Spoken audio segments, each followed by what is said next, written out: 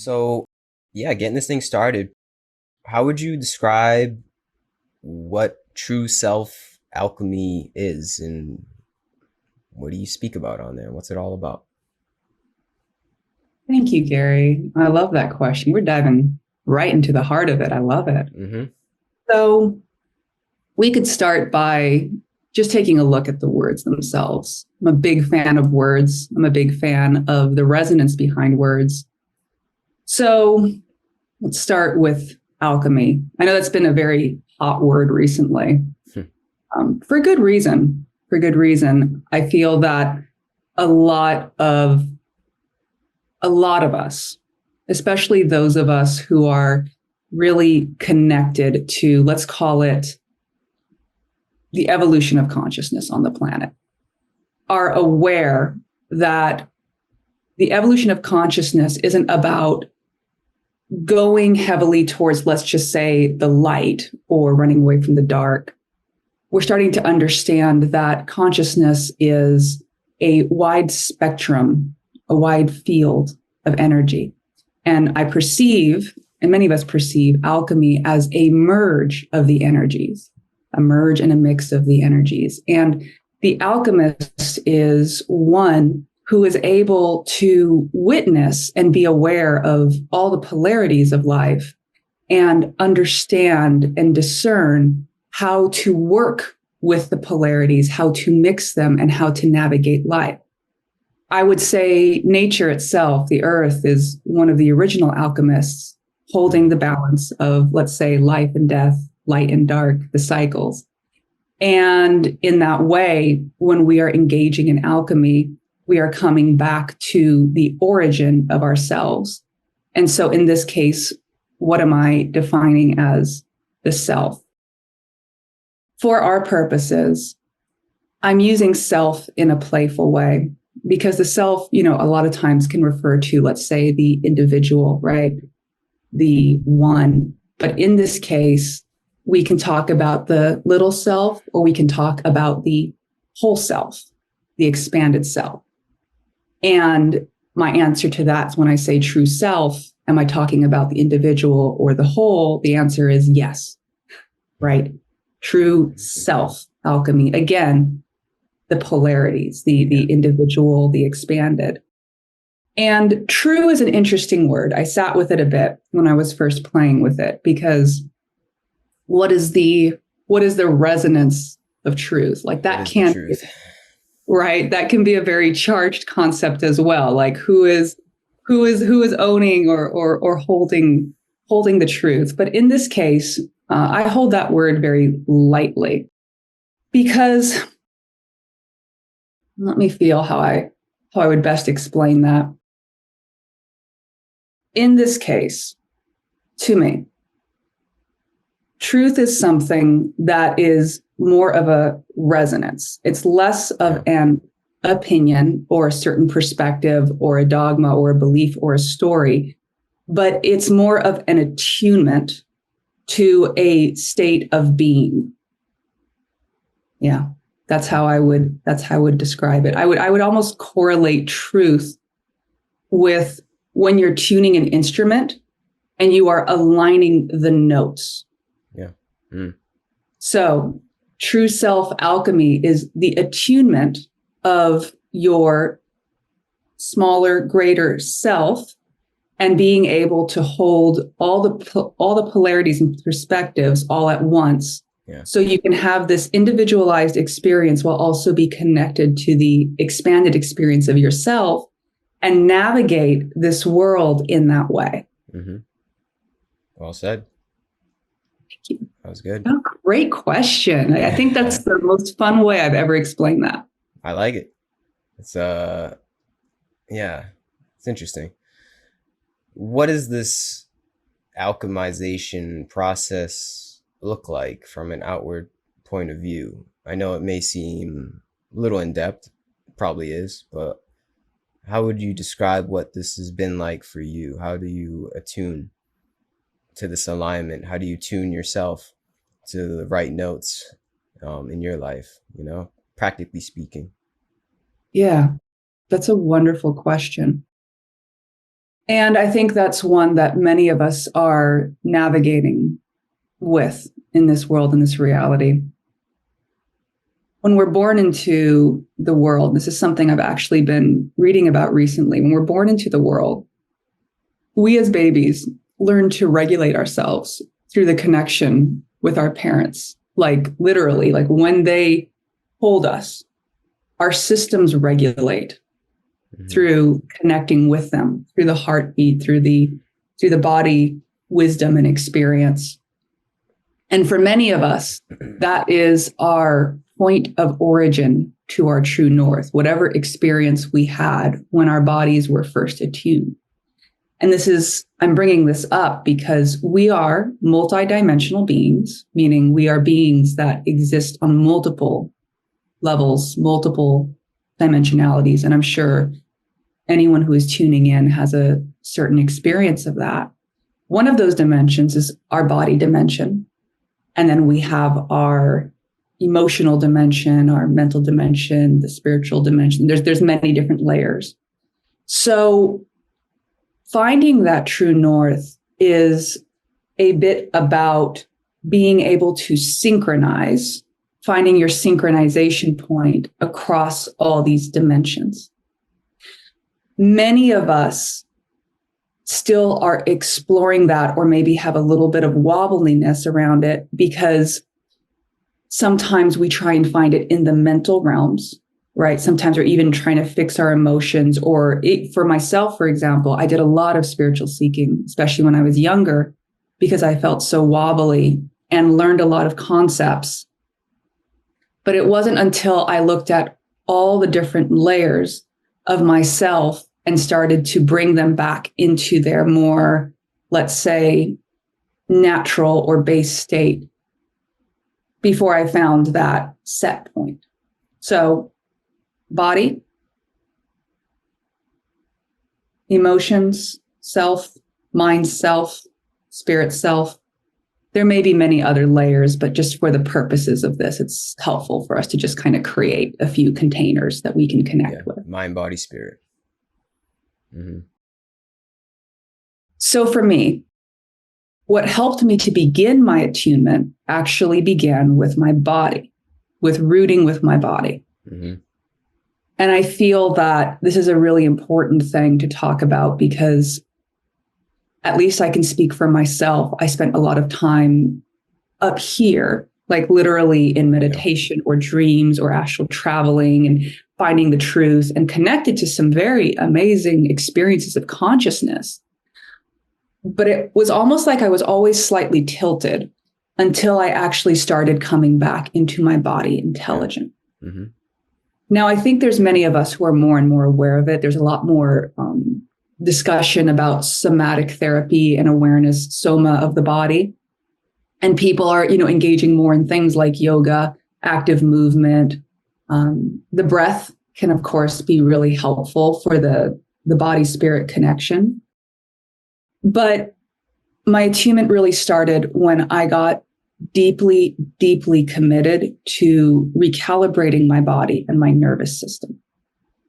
And for the sake of this discussion, there are many, many ways to get back in tune with your body and nervous system. There's some excellent books and resources out there. Let me see if I feel there's not one I feel called to mention right now, but what I can say is if there is someone, who's listening to this and suddenly it resonates to them to start working with their body, I would encourage at a very minimum, if you start daily, like committing to standing on ground in nature somewhere with your bare feet, and you do this for even, I would say almost 10 minutes every day, and breathe. And even if you did nothing else or knew nothing else about this, but committed to that, let's say for about 20 days, the change in your body and nervous system is incredible, like just as a starting point. Mm-hmm. Okay. Orienting your body. From there, we work with I would say almost emotional body. And a lot of this practice, and a recent thing that's come through, is the internal family systems. It's the awareness that we sometimes have multiple aspects of self that are working within us that are essentially maybe echoed, stored memories that we keep within our body. So when you start working with your body and grounding your body, sometimes you're actually moving through energies and echoes that are stored in your body that had been at the subconscious level. So when you start working with those and communicating those, again, you're bringing yourself back into coherence. Like everything I'm talking about is a very practical process of meeting yourself on a consistent level to create coherence through all the layers of yourself. It's actually a very practical process. This is the thing I want to emphasize. Although this is it ultimately connects you in a very spiritual and expanded way, the steps itself are about consistently meeting yourself and meeting parts of yourself that have felt tilted with regular, steady practice, first of the body, then of the energy, then of the mind, and then of spirit, in order to do what we call like the musical tuning, so to speak. And the mental practices could be seen as what you place your focus on. So we talked about the body, which could even start with grounding. And of course, that can include things like exercise. The emotions are often about genuinely feeling your feelings, not mentally thinking about them, not decoding them. It's a very animalistic almost expression. Sometimes in my space, I'll sit here and I'll roar or I'll scream or I'll do something like animals have a lot of wisdom in that, right? They'll like shake themselves. Yeah. So embrace your emotions rather than run away. Correct. Just not in a destructive manner. Correct. Yeah. So, and this is actually why a lot of people, which is why exercise or movement or, some of these practices like things like jujitsu are coming into popularity because they actually combine body awareness with emotional awareness, because you're moving your body and you're also processing it through the movement and the connection and connecting with another person. Yeah, it's an energetic outlet. All forms of exercise, right. I feel like, could be utilized in that way, especially like weight training, MMA, any intense form of exercise. I feel as though does that for a person. It's an emotional outlet where one can embrace their inner anger or their inner whatever is going on and utilize it in that way, so that we don't, like I said, be destructive with it. We don't utilize it on another person, or yourself as well.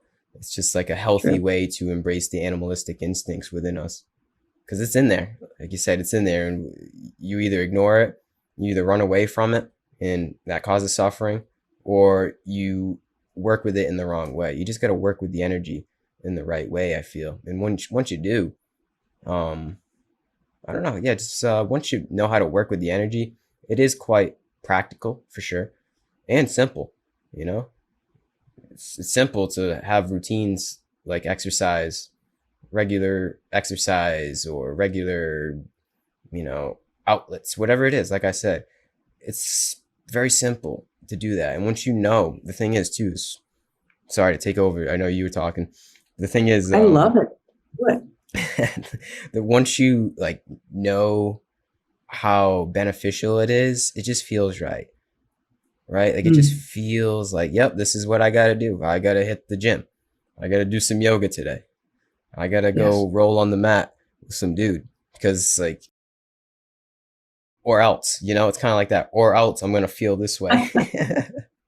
That's what I've come to realize, at least. It's like you have to embrace, yes, that there's one side of us that is this angelic, compassionate force. We are angels in a way, but yet on the other side of the spectrum, we are still animals.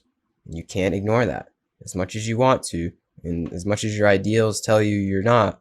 Like, you still have to embrace the human side, the animal side, the ape side of us. And once you do, I feel as though once you embrace both sides, that's the superhuman. And then in there is that coherence, balancing the beast and balancing with the light. And then, yes, that is, I feel, is a culmination of the middle way, or the path, as we like to call Ooh, it. oh, that's good. And Yeah. I fully agree. You're describing alchemy, like Mm-hmm. for sure. And I love that because we were actually having, a brief conversation before this about the, like chimps and apes and their society and the way they express self and their connection to us and how we are connected to the animal realms. Like humans are such interesting creatures because we're in these bodies. We have animal and we have divine. Yeah. We have consciousness, and then we have, the body, the sweaty, the grunty, expressive parts. And the interesting thing, a very interesting thing, is I've also studied, one of the things I love to do is study patterns and cycles. And, I've studied some of the stories and histories, patterns and cycles of previous advanced civilizations, even consciously advanced, things like Atlantis or Lemuria, and some of the perspectives of the downfall of it was when an overemphasis of consciousness was made without integration of some of the seeming base self, right? So when we overemphasize one side or another, we start to create like a topple imbalance effect. Correct. And I think, what I love, and this is actually something really interesting. I love that you brought up the animal side, because one of the things that came through for me personally, because I had spent a lot of my 20s, especially, doing a lot of like, well, if I get super consciously evolved, if I connect to all this stuff, like everything will be solved. I'll get it. But I found myself more and more untethered from reality. And I found myself almost just like disassociated. Yeah. See? And what I found was the more I was actually approaching life, and I love what you said also by the more I was approaching life from the simple steps, the simple iterative actions, the simple act of moving my body, of walking, and of having a consistent practice with myself and body actually helped amplify what we might call magic or higher consciousness.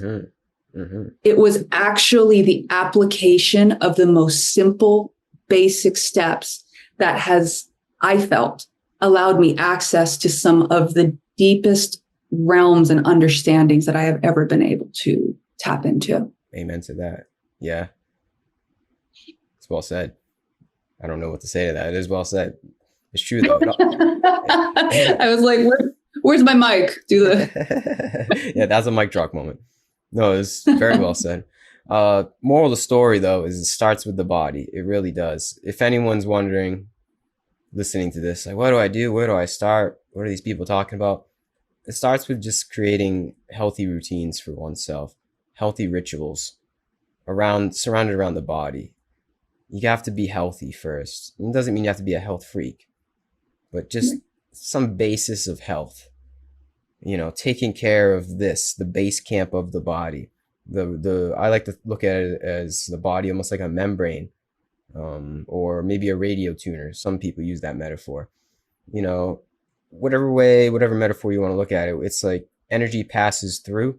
We take in and we output the energy. Input output machine in a way, very simplistic manner, I know, but sort of is like that. We're an input output. So if you're inputting just bad stuff, we all know what's not good for us. You're inputting junk from the internet, junk food, junk people, junk energy. You're inputting all of this junk energy in yourself. You're going to output it to the world. And more importantly, you're just not going to feel good. Like that process between input and output, is ultimately how you feel. And it's not going to feel good putting in junk. We all know this. We all know this. We've heard all, everyone has heard this before. So I'm not saying anything new here, but it can't be iterated enough. You have to take care of yourself. And if you're not taking care of yourself, I don't know, spirituality only goes so far. Like, you have to start with a basis of health, man. You have to start with your body. And if you're not, man, like, throw higher consciousness out the window, throw transcendence out the window, because it's just not going to work. It's not going to compute. Like you said before, you were able to touch into higher states by taking care of your lower states. And it's that simple. You can't bypass this process. You have to really, really take care of your body. And from there, you just kind of know, like, once you have your radio tuner dialed in, you have it working optimally. I feel as though once you know what's good for you, there's a sense of discernment that comes about in one's life that leads one in a direction toward things that are just naturally good for you. You know what I mean? Oh, I know what you mean.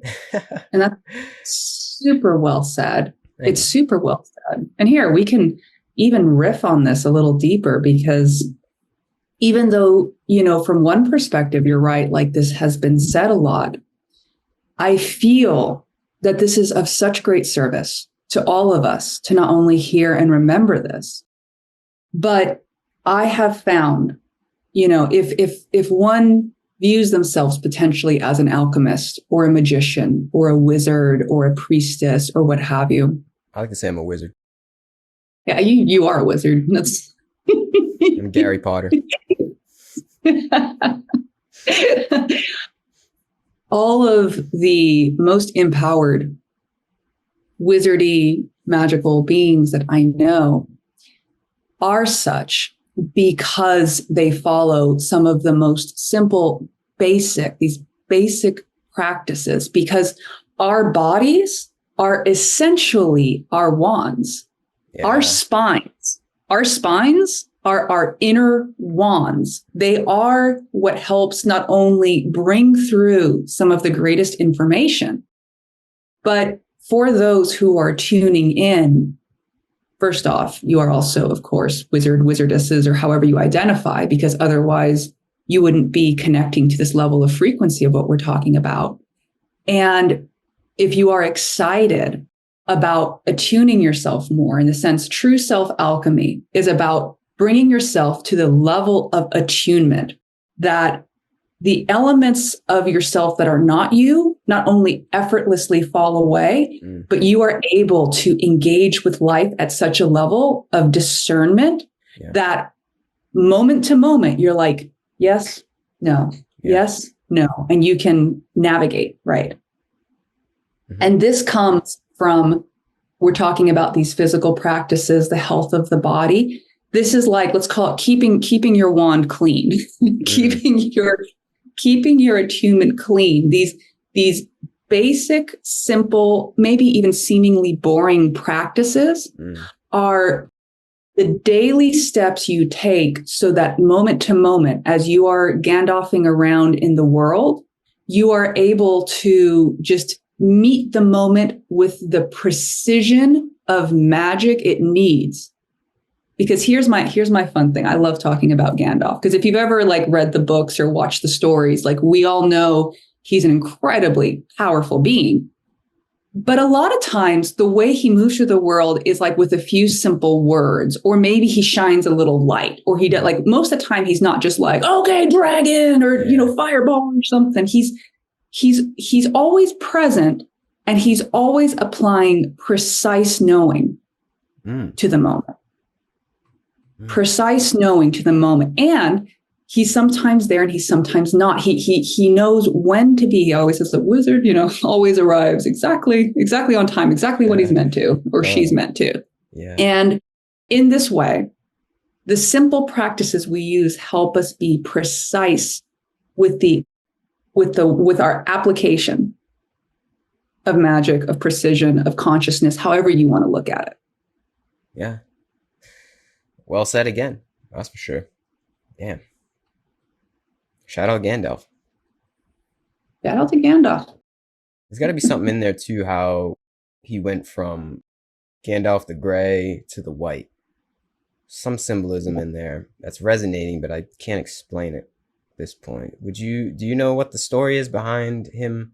Is this some kind of hero's journey? Like how can we relate Gandalf going from Gandalf the Gray to the White? Is there anything in there that's resonating for you? Let's feel that. And, what I'm going to speak on is I'm just going to speak on the symbolism that wants to come forward, not necessarily the specific lore or the specific, backstory of it. Like what I'm going to do is I'm going to pull through whatever information wants to come on that may be resonant and relevant to what we're talking about. So asterisks right there. So I do think it's very interesting. Here's how I'll speak on it. Gray is an interesting one, right? Because it really is the in between of black and white. Okay, right? It's the merge of the colors, but you also can associate gray with things like smoke and with things like fog or things like being through a certain level of mist. Being Gandalf the White through this process, so he was Gandalf the Gray until he fought a Balrog, right? A Balrog is essentially, like, for the purposes of this, let's just say like a demon of great power, and fought it for like just, I think it was like days. It was an intense, insane battle, and at the end, they both essentially lay dead. And I would compare that process to when the self, let's say it was meant to be like a rebirth process. It's like when the self comes face to face with its pure opposite and the battle that occurs. And essentially to the point of, if Gandalf represents holding a true frame of resonance, and the Balrog represents force or opposition to that. And the battle is, one is holding true resonance and the fight against it to the point where it's all but destroyed. Being Gandalf the White represents the rebirth process, in a sense, the alchemy that comes from going into the fire, the phoenix, right? Going into the fire, having everything else burned away. And white is the color of purification. It's light. It's all the colors. Yeah. Think about the scene, right? when the first scene of Gandalf the White, it was blinding light, right? They couldn't see him. They were like, So it is. This is good, man. This is a good talk. This is representative of the rebirth of light within Gandalf and oneself. Yeah. You could even say. But you got to tackle the demons first, man. We all got the demons. You got to tackle the demons. You got to recognize the Balrog is there, is lurking. And until you take care of it, you cannot become reborn. You have to recognize that we all do have the Balrog within, the animal within, the beast within. Can't ignore it forever. It's there. But the thing is, we can start to work with it. You don't necessarily have to kill it. I don't know if killing, do you ever extinguish the animal self? I think to a certain degree, yeah. I think that's kind of what the process is about. The thing is, it's not done overnight. It takes time. It takes time to fight the demons. We all got skeletons in our closet.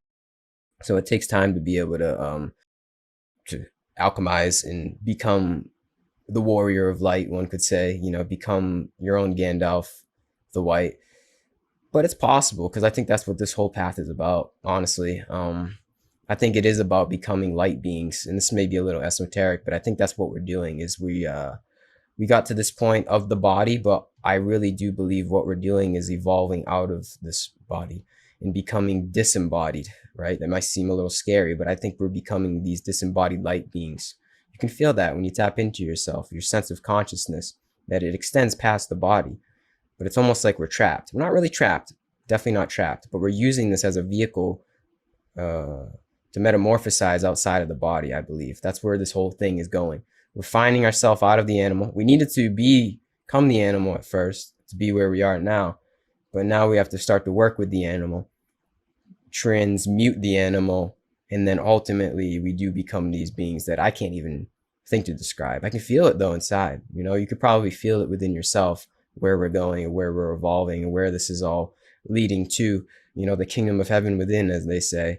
But it takes a little bit of time. It takes a little bit of time and refinement. And that's all part of the journey. You know, that's the hero's journey that we're all on.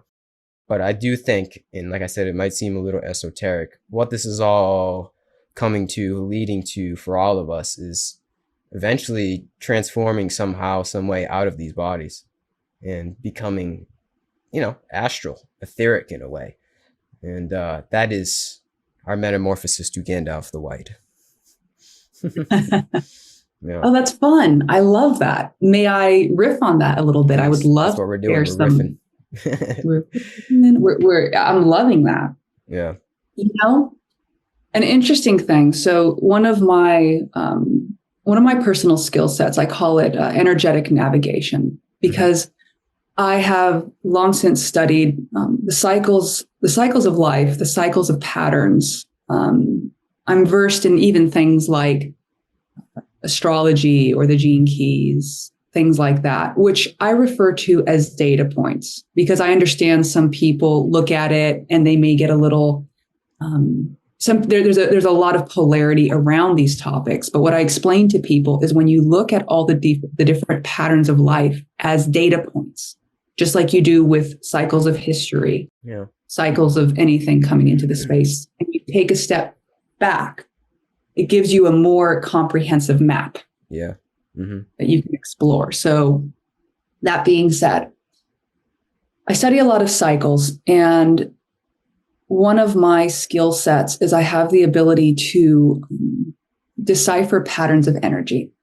Now, I talk about self, right? I talked a little bit about the individual and the expanded self, and many of us here are aware that although we are having individualized experiences, we are also a collective. We are not just a human collective, right? In which our individualized energies are also connected all to each other at that energetic soul level. I like to express it sort of like if you viewed a tree branch, if you viewed like a tree and it had all the branches and we're like maybe the leaves on the tree. Yeah. And it's like, yes, we're the leaves, but we're also all connected to these. And okay, these are our soul families and they're all the leaves, but then this is the soul cluster. But then even the leaves over here are still just a part of us. Like we're the, we're the whole organism. Yeah. Right. We're the whole thing. And I say that because we're having shared experiences. And in a sense, what we experience in our microcosm realm is an experience of the macrocosm organism. We are going through a time of great shift right now. This is a very exciting time to be alive. To say the least. Because this is a transformative time. Mm-hmm. And we're speaking a little bit to what you said about the trajectory, of going into being etheric beings, so to speak. And I would concur with you that the trajectory that I have sensed and that I know many have sensed is that we are going to a trajectory where our current forms may be almost completely unrecognizable by the time we hit a certain trajectory in our, let's call it in our evolution. What's interesting, though, is from my perspective and from what I've experienced, the pathway, in a sense, to that etheric, to that expanded state doesn't come from a rejection of the body or the animal self. It's such a deep integration and acceptance of the current self, of the working with the animal, that through that, you want to call it almost non-resistance, through the alchemy of completely merging, it's almost like a transformation happens. It's almost like through the pressure that suddenly becomes stillness something happens. Mm. And it's not just when the individual does it. It's when, as a collective, just like a tree, a tree might have a bud here or there, but at one point, suddenly all the blossoms open. Suddenly all the fruit comes. In the same way, humanity, we are having our individualized experiences, but we are also in a way synchronizing towards this point of flowering. And the pathway to those higher states of consciousness, and I want to reiterate, at least for myself, has been a deep embrace of the animal and of the current version of self, because it's not about trying to escape this reality or this version of self through trying to project myself over here. Over here happens because I come so fully present into this moment that the flowering emerges. Yeah. Mm-hmm. Over here happens because you're over here. It's the only way. Yes. Mm-hmm. Yes. Yeah. There's no other way, too. You have to. You can't spiritually bypass. We've all heard that buzzword, but it's true. You can't spiritually bypass this thing. As much as my intuition knows where this is all going to end up, you can't skip the steps in between. And the steps in between is us recognizing where we are, us reaping our karma, as some may say. Yeah, you can't skip that, man. But that's part of the process. That's part of the journey. Embracing that. It is. Embracing the dark as much as the light. And that will eventually bring us to a new relationship with the light. I think that we're a little imbalanced. That's the thing, is we're a little bit in the, right now, we're a little bit too material. We're a little bit too, material minded. Materialism is the most popular dogma that there is. So we're a little bit too, we're a little bit too much on that wavelength of lower self, lower chakras, the second and third chakra, one may say. So I think the process is, elevating that a little bit more, figuring out there's a little bit more to the human condition that's going on. And let's start with the baseline of the lower self, for sure. It starts with that foundation, but it's not just like stopping there. Because we talked about health, right? Oh, yes. And being healthy. There's plenty of healthy people that are just like all about the body. That's it. They're just health freaks. But there's no integration of the higher self, the third eye, the higher chakras. So it's like they have the beautiful foundation for sure. But it still is the mind aspect, or maybe the spirit aspect, that is lacking. And that's what I would say is lacking throughout all of civilization right now, and all of us, and all of our paths. It's lacking that connection that we spoke about, the true integration. That's another buzzword, but the integration between the connection between all of us, the spirit, the soul, with the great foundation of health of your body, the health of the self. And that's the bridge, I guess, we have to build, the gap that we have to cross. And I think that's the current transition that we're currently living in, is a sort of puberty, a sort of puberty of humanity altogether, consciousness altogether, and growing into true, like, I don't even know what I was going to say. I was going to say transcendence, but it's not transcendence. True, like, who we really are, what a human being really is past the animal self, like truly, really what we are. But that's the tricky part, because I'm saying that we're moving past the animal self, but then you said, well, no, we have to embrace the animal self. Yeah, that actually is true. It might sound contradictory, but that's how we do it. It's like how we transcend ultimately the animal self to get out of those animalistic instincts like war, fear, greed, jealousy, all that just competitiveness. How we transcend that is actually recognize that, and recognizing that, hey man, maybe that's not the way. Recognizing, embracing that, and then transmutating that energy into a better way. It's like you have to know what you're not, what it ain't. What I like to say, you have to know what ain't it first. Recognize what ain't it in order to know what is it. So I think this really what the whole path is right now for us, is recognizing what ain't it in order for us to realize what is it. And what I mean by that is like how we actually live, how we what a human being is in this itness. I hope that made sense. You know? Oh, yeah, it made a lot of sense. And what I hear you say is self-awareness, being aware, like you said, what it ain't it, Mm-hmm. being aware of it is one of the first steps, because if we're Yes. glossing over that or just trying to, go over here, Mm-hmm.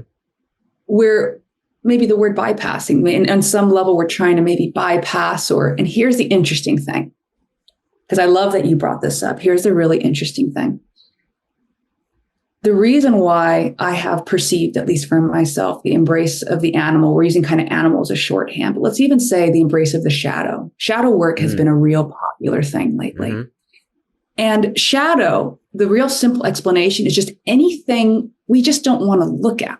Yeah. Anything like whatever ain't it, anything that is just like, oh, that's not ideal, or that's something I do. And what happens when we attempt to keep things in the shadow is it's kind of like it's like a faucet's on and we're trying to put a finger there to stop the water. And what that does is it just creates more and more of a, like the stream just, it doesn't really stop it. It just creates more of a more pressure. This intense. Mm-hmm. So here's an interesting thing for those who are listening, because we talked a little bit about embracing the animal, but here's a perspective that might be really helpful. Let's shift the word animal to even shadow, like the shadow parts of the animal, the things that are seemingly undesirable. Like when we talked about, let's take care of our health, and the people are listening, like, I mean, I get that, but also cookies are like great, or anything, right? Anything we feel ashamed of, guilty of, that we feel pressure and resistance to. This is what we might say shadow. It doesn't even have to be bad. It's just that repression. Being aware of it is the first step without judgment. Like just simply being aware of it. Yeah. Oh, I love sex. Oh, I love, eating till I puke. I love drinking. I love that, whatever it is, right? Whatever vice. It's like, oh, those are the things I shouldn't do. Well, what if we just didn't do that? We observed it and we go, when I love these things, what's it really saying about me?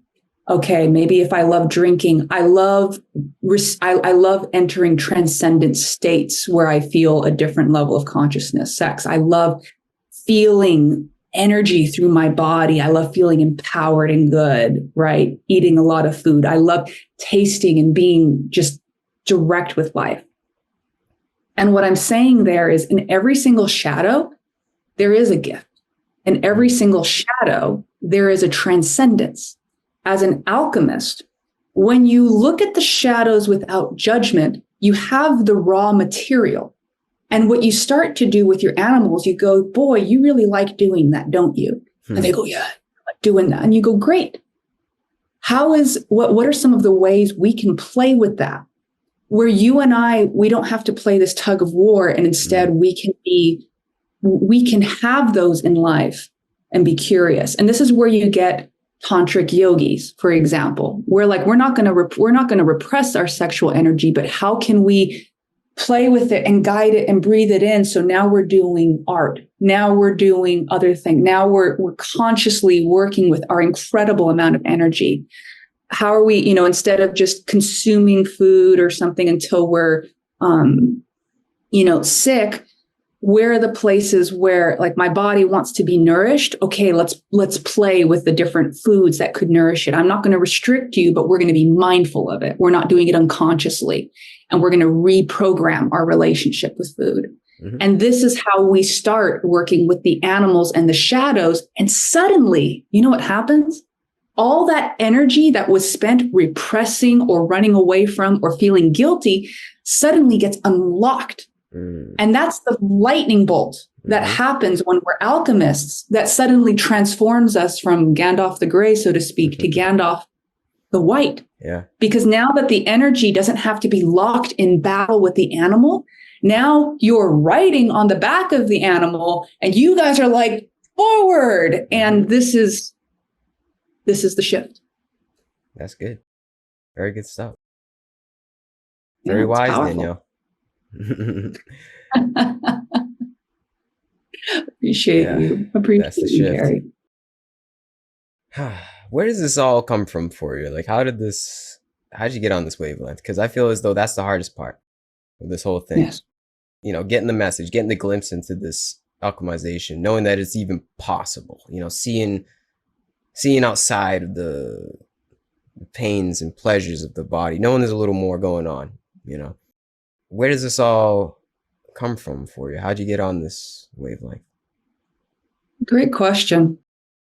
Well, from a personal place, my own personal blueprint and background is built. I would say I was almost literally built for this at a DNA level, at a soul level, at a frequency level. Every single one of us has a level of genius within us, right? We talked a little bit about being a collective. When we are our true selves, when we are not engaged in stories, our genius can flower. When it flowers, we naturally and synchronistically find our place within the collective in which what we are doing and how we are existing moment to moment is of deep service to not only ourselves, but everyone around us. I found myself exploring these topics because the life that I was born into and lived, I would say, let me see how deep I want to go with this. For me personally, the life that I was born into and the body I was born into was built to have in between world sensitive connections. Some of us and some who are attuned here are aware they have those gifts as well. Mm-hmm. Every single one of us has different certain levels of attunement, but I want to emphasize it's not better or worse to have this kind of sensitivity or skill set, because every single one of us has a genius that when we allow ourselves to tap into it, it's amazing. It's beautiful. It's like, it's a skill. So for myself, I had parents who had a lot of emphasis on things like meditation and on spirituality, and taught meditation, breathwork techniques from a very young age. That's awesome. I experienced it was wonderful in a lot of ways. And I learned grounding because I almost had the opposite experience of materialism. I had like material doesn't matter, right? I had like just spirit. And through my adult life, I learned to also embrace the material realm so that I could work with both the spirit and the material, which is what the magician or the wizard or anyone does. It works with material and spirit, masculine and feminine. It works with the polarities to bring things into reality, so to speak. And for myself, I also had very intense experiences in my life that inspired me to want to find answers in the universe, like many of us do, when you go through intensity and you ask yourself, well, what's the meaning of life, or what's the point, or why this, why that? I don't believe we need to go through hardships to reach these points, but it certainly is one of the catalysts that can happen to bring us, into these deeper realms of exploration. For those of us who are here, many who are interested in these topics, we are often what's described as perhaps old souls. And I think that a way we can describe it is we have, I often see everything in reality is happening simultaneously. It's almost like if we saw a lightning bolt, right? It looks instantaneous, but if you slow it down, it's almost like you can track where the energy is moving out and branching out. And if we were to compare an experience of lifetimes to a lightning bolt, it's both happening simultaneously, but then from another perspective, theoretically, sequentially. Mm-hmm. And if you are attuned, you can actually be attuned to all of them simultaneously. And so you might say, Exactly. And so if you might say an old soul is someone who has like a lot, a lot of different quantum entanglements, lifetimes. Yeah. quantum branches, mycelial branches in the network of the quantum Exactly. world. Yeah. Yeah. So I would suspect many who are tuning in are of that nature and may relate to this on some level, because oftentimes when we have that, we also have a lot of conscious and unconscious memories of intensity and pain and those materials that have probably helped us reach higher states of consciousness that we now bring into this current moment reality that may help inspire us to explore these topics or develop our extrasensory gifts. Mm-hmm. Mm-hmm. Yeah. Yeah. Well, what would you say generally it comes from a sense of suffering, a sense of like, hey man, there's got to be another way. There's got to be another way to look at this, approach life, live life altogether. Would you say I mean, I'm only asking that because I know that's what the sages say. That's, that's 101 yogic literature. Suffering brings us to God. So would you say generally that's kind of the case?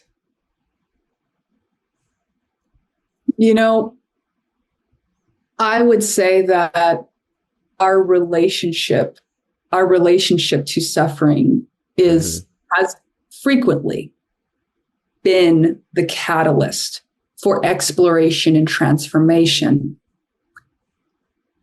And one of the reasons I think it stands out to us a lot is that in general, the response to suffering is one to try and move away from it or avoidance. Yeah. But the transcendence happens when we instead embrace the suffering. This is also in a lot of teachings as well, because the irony is that suffering, it's like the light and dark, right? If you replace suffering with dark, we try and run from the dark. It's like, I think of the picture of the person running from their shadow, and the shadow is just like, attached to the feet.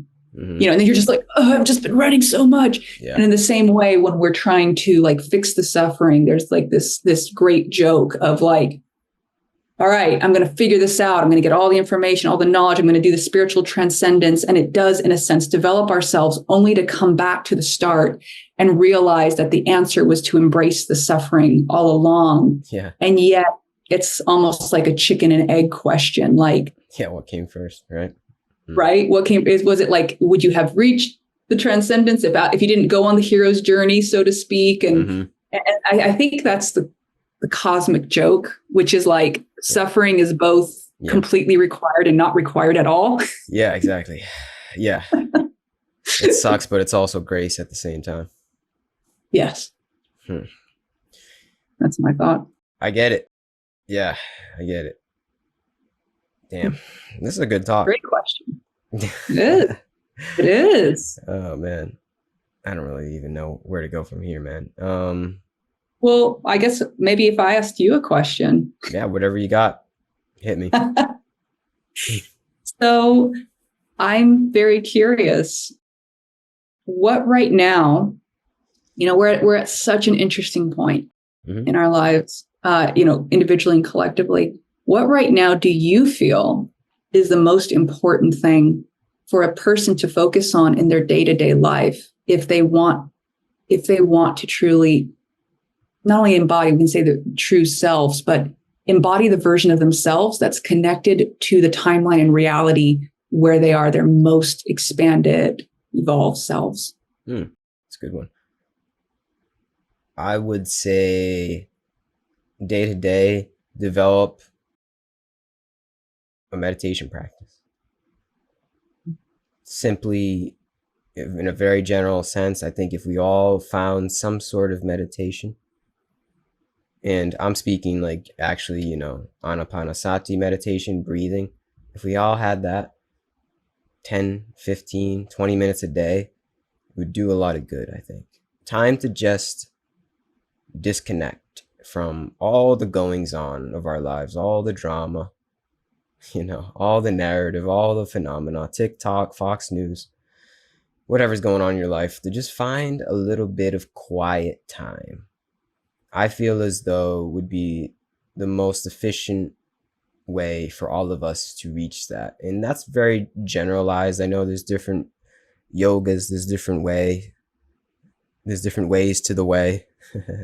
It's karma yoga, jnana yoga, bhakti yoga, raja yoga. So we all have our different ways, but I feel as though the most simple way for all of us to do it, we don't need anything, is to find quiet time. I think we can all make time to find quiet time. And that's the thing too, is you don't need a lot of time. Like I said, 15, 20 minutes a day for us to just disconnect, breathe, and see what's going on. Notice. You have to notice. That's the first step. Notice how you're feeling. It might seem a little scary. That's the thing. I think a lot of us are reluctant to do that, which is understandable. I get it. To go within and see what's really going on. Really check out those demons in the cupboards of the closet, really feel it and embrace it. You have to. There's no other way to see what's happening in the depths of one's mind. You have to do that. You have to find time to just breathe, meditate, and form some kind of ritual around that.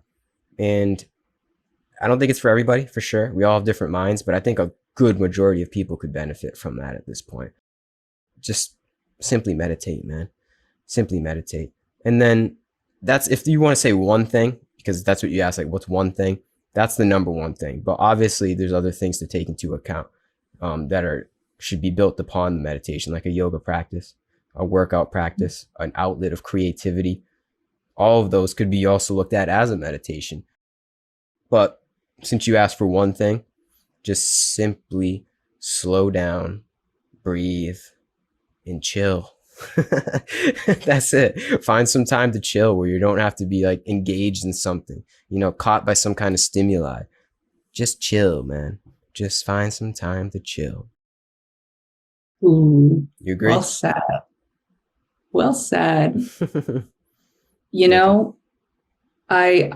I say that is I agree that is such a powerful practice, because the note that I'll share to that in tandem with what you said is our most powerful tool is our focus. Mm-hmm. Where we place our focus and how we place our focus. Yeah. And what you're describing is a practice for reorienting our focus and reclaiming our personal energy. Like you said, like turn off the, TV, or be aware of where you're placing it. And doing a daily practice of meditation is one of the ways that we can cultivate not only how we direct our focus, but reclaim our power from external places that we have kind of set out there, and bring it back. So I think that's very, very, very well said. Mm-hmm. Thank you. And I also see focus as being almost as a commodity, something that we have, and it kind of is. It can be quantified. We only have certain amount of hours in the day, certain amount of minutes that we have that we can utilize our focus. And right now, I feel as though what's happening in the world is we're giving it away. We're just giving it up. You're giving up your focus to somebody else's creation, ultimately. And if you can utilize your own focus effectively, take a hold of it, you just create a better life, man. I don't know how else to say it. You just be a lot happier, to put it simply, for lack of a better word. If you can really take a hold of your focus throughout the just endless ways that the focus is trying to get suscepted by other people's creations. If you can find your own way to your own focus, that's when the magic starts. That's when you can truly alchemize. If not, then you're just being swept up by anything, man. I don't know. You're kind of a weak individual. I hate to say it that way, but truly a strong individual in today's world is someone that knows how to take a hold of just how to think, man. Because it's really, right now, it seems like you can either think for yourself or somebody else is thinking for you. And that's not going away anytime soon, especially with the advent of AI. You're either going to have the machines think for you, or you're going to think for yourself, and not even like yourself, like, you know, kind of going off here, but like yourself as in like that higher self will think, you know, that higher self will naturally discern. If you can focus on that, then it becomes effortless. It becomes, you know, just easier, less inertia in life. When you're letting other things think for you, the inertia is always there because you're not living accordance to the way. Like there's some kind of incongruence in one's being. It's easy to see because I'm not perfect. That's the thing. I recognize when I get lost in the sauce, I get sucked into some kind of TikTok trend or dance or whatever's going on. And then, you know, I come back into a sense of meditation. I'm like, why, Gary? How? Why did you do that? It just doesn't feel right. So I'm speaking from a point of imperfection, but I know what is right and what is wrong, right? And I think this is what we talked about. You have to know what's wrong in order to know what's right. So I know I fall. I still fall. I'm not an enlightened being. I am not a perfect being. But once you are on this wavelength, you know what's right and you know what's wrong. It's just simple. Like, it's just simple. Like, I know when I mess up. I know. I don't feel guilty for it. I just know. I just like, oh, I just probably spent a little too much time on Instagram today. Whoops. I'll try again tomorrow. So yeah, can't be emphasized enough. To myself, speaking this to me, to you, Danielle, anybody that's listening, meditation is a major key in today's world. To be able to come back in, still the mind, tap in with that inner guidance, that inner compass, God, one could say, tap in with that. And from there, it'll lead the way. But it has to be ritualized. Like, it has to be very earnest. That's the thing. I don't know, if you fall off the wagon, it's very easy to fall off the wagon. And if you fall off, you can always get back on, thankfully. But if you fall off, how do I put this? The devil's lurking in every corner, I guess is what I'm saying. You know, it's like, it's so easy to fall off and get tempted. The temptations are very many. They're very many, but they're not as strong as the temptation of the soul. Yeah, that's all I got to say. Kind of went off on a little rant there. Meditation. Meditation. That's it. Yeah. I think that was a great rant, because what I heard you say too, you know, when I heard you talk about, for example, and thank you for bringing up, you know, the fact that we are all in human experiences. Mm-hmm. And like you said, you know, you have times where you're looking at Instagram and then you feel and you're like, oh yeah, that maybe wasn't serving my, you know, the part of me that I know wants to be nourished. Mm-hmm. And for sure, like, we all have that. And I will include myself in there. You know, there's times where I will do something too, or I'll get sidetracked, or I'll be like, oh, I do this, do that. And it's not, you know, I would love to share to whoever's listening that the key here is it's not about judgment, and it's not a failing to be human. Mm-hmm. If anything, really what it comes down to is, like you said, when you don't hold judgment about it and you just come from a place of discernment, and you're like, oh, I did that. Okay, cool. I'm observing that. And now I'm coming back on track. It's not about perfection. It's about, can I maintain this maybe 80 or 90% of the time? Mm-hmm. And I feel like when we approach it from that way, not only are we being a little bit more understanding with ourselves, we understand even nature itself. It's both perfectly imperfect. Mm-hmm. You know, trees sometimes grow and then they come sometimes to the side and they go, okay, whatever. Now I'm just going to grow this way. You know, it's mm-hmm. not a failed tree. It's just, okay, great. Now we're from here, right? Yeah. And in the same way as humans, we can just keep orienting ourselves. You don't need to spend a lot of energy beating yourself up for things. You simply go, oh, and this is what it is to work with the beast. You go, oh, the beast was starting to pivot this way. Okay, I saw what you were doing, and now we're reorienting again. It's just redirect.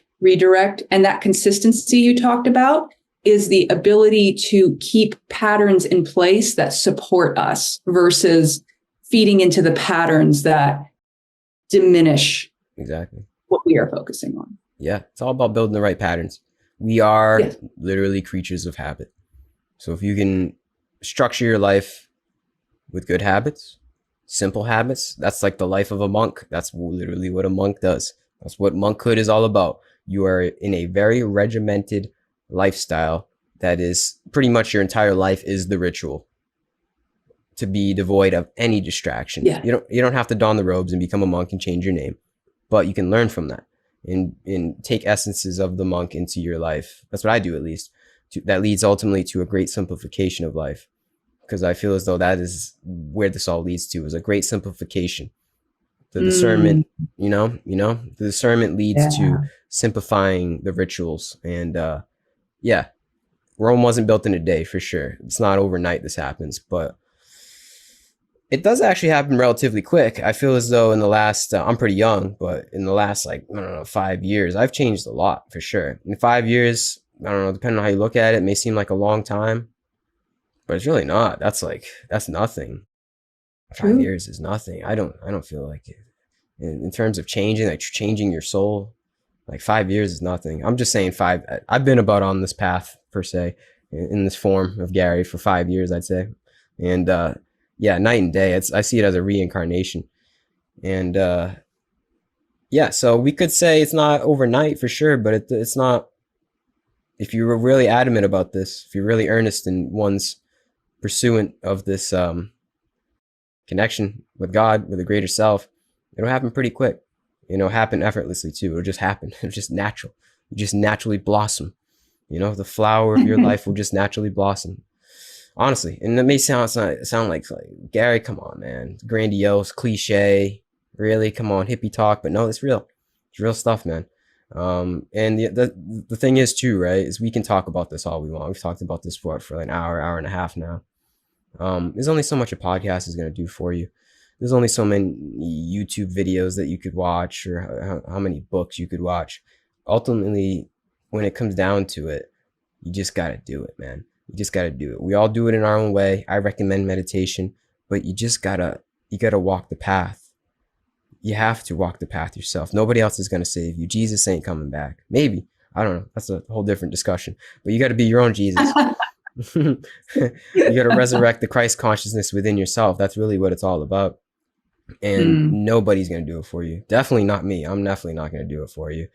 Nobody's going to do it for you. There's guides. There's wonderful guides. And that's the byproduct of the beautiful time that we're in. There's countless guides out there, but they're just guides. They're just fingers pointing at the moon. So as long as you don't mistake the finger for the moon, you're good. But I feel as though a lot of us are getting stuck at the finger and thinking that's the moon, thinking that's the way. That's the guru complex that we've all been caught in. That's not it, man. You have to do it yourself. You gotta go within yourself earnestly, regularly, daily, I would say. Ultimately, it leads to daily, and then you'll become Gandalf the White. slowly but surely. But like I said, not even slowly. Definitely surely, though. Definitely surely. Yeah. I don't have anything else to say. You want to wrap it up at that note? Do you have any last words off of that? Anything you want to say? Yes, I'll just say deep appreciation to both you, Gary, and you who has chosen to tune into this. It's, we are all co-creating this experience together, you and me, but also you who is listening, because this is literally how we create and co-create our reality. We're placing focus here. And I feel that by all of us placing this focus here in these ways, we are that much closer to the alchemy, not just individually, but collectively, of the reality that we most want to experience in that expanded way. And so I am envisioning for all of us here that we are, again, that much closer to being aware of our truest selves. And I wanted to, I think I just want to say simple is the key here. Simple is the key to transcendence. Yep. And on that note, I feel complete. Amen. Keep it simple, for sure. Keep it simple. Yeah, thank you, Danielle. This was an amazing talk. You're definitely a real one. I can feel it through time and space, through the camera, through the microphone, through the headphones. I feel it, man. So yeah, keep doing your thing. I wish you all the best. I really thank you for coming on here, and Thank you to anybody that listened this long. Seriously, you're a real one as well. And that's it. Keep on keeping on, and peace and love. Peace and love. Peace and love, Yuri. Goodbye.